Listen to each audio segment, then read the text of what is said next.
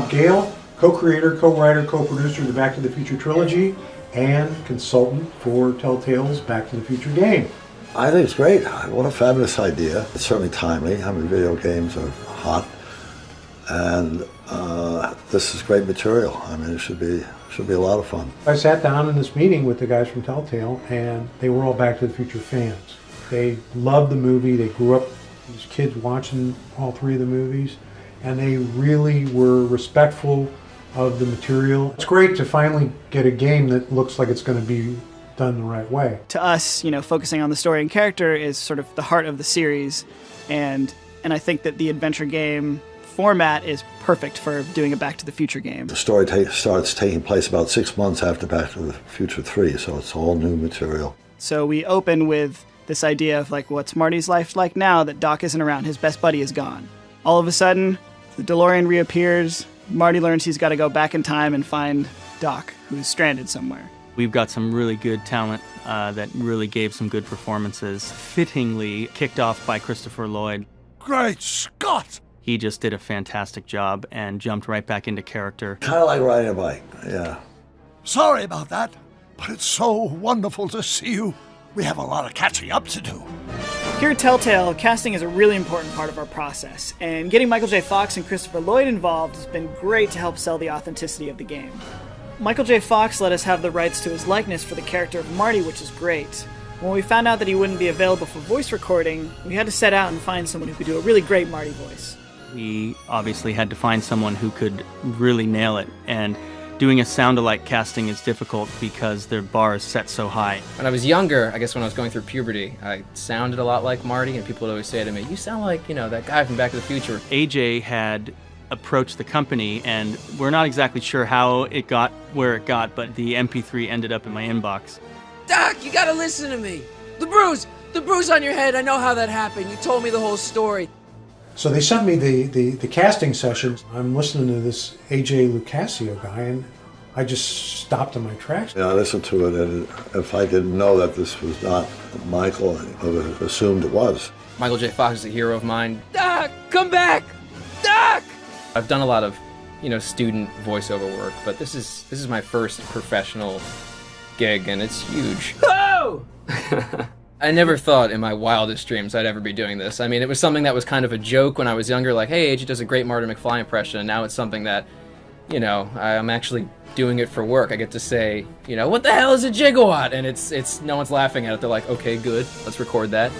The beginning of production on this, or pre-production, was pretty exploratory in that, we all had different ideas. How do we stay true to the license and do something completely new and interesting that not only works for people who might have seen the first film a long time ago, but who are also huge fans and know every line of dialogue. Everything from story to the design of the characters to the way we shoot the scenes, the cameras we use, the lighting setups, everything we try to sort of always ask ourselves, would this be plausible in a Back to the Future film?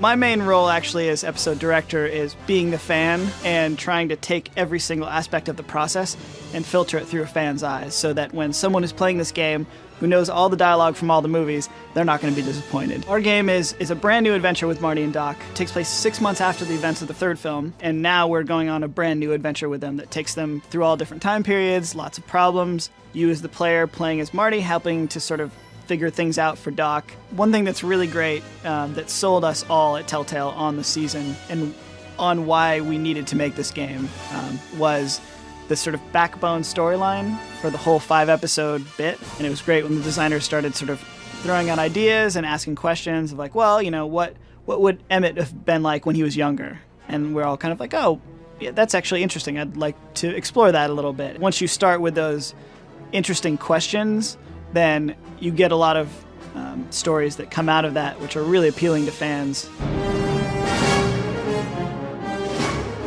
Marty McFly is the quintessential 80s teenager. He loves rock and roll. He loves his girlfriend. He's always up for a challenge. He's brave. Marty ends up having to help Doc solve lots of problems, and it's this give and take with both of them. Their chemistry's hilariously spot on. It's like Doc's kind of scatterbrained and Marty's kind of panicky, and just because of the two, the they just kind of work off each other in this really hilarious way. I'm not a hooligan, ma'am. I'm a teenager. Aren't you the miscreant who skateboards through the town square every morning? Marty is kind of an outcast, is being given a hard time all the time at school. You know, Mr. Strickland says to Marty, you know, that Doc Brown is trouble, young man, don't hang out with him. Well, what's any self-respecting American kid going to do? Marty McFly is a great adventure game character because he copes with whatever is thrown at him. He lands in situations, uses the tools around him, and gets his way out of trouble. Jeez, we've been back together for 5 minutes, Doc. And you're already talking about the end of the universe. I've missed that. Don't be ridiculous, Marty. I was only referring to the end of the universe as we know it. Episode 3 begins with Marty literally crash landing into an alternate 1986. He thought that everything was fixed back in 31, but everything went horribly wrong. The first person that Marty comes in contact with is his old girlfriend, Jennifer. We basically got the casting sheet of who was going to be in episode 3. We obviously would love it if Claudia Wells could reprise her role as Jennifer from the first film. I bumped into Claudia at the Enchantment Under the Sea dance. I stopped her and I was like, Claudia! Claudia! And I turned around and there was this sweet kid and he goes, I'm Marty McFly. I'm in the new game. I'm Marty. And I was thrilled. I said, I want to be Jennifer. I got like a message from you that was like, hey, I met Claudia Wells last night. You know, she's super interested in the game. A couple of us around the office were all just like sitting there like waiting, like, oh my God, we've got to, what the heck's going on? We got to get her. You know, I'm in LA, so I was by her store. So he's like, go down to her store. And he's like, go talk to her, go get her. And I was like, all right.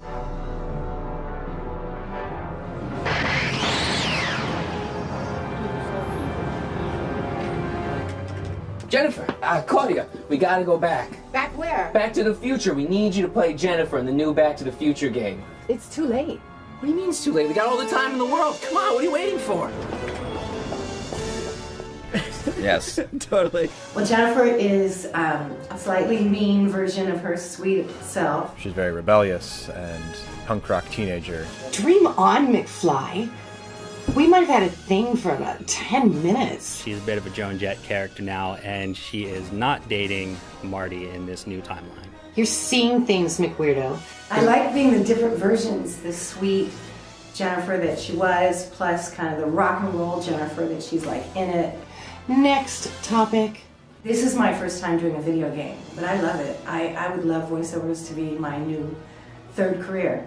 It's great. It's great. It's like old home. She's got this.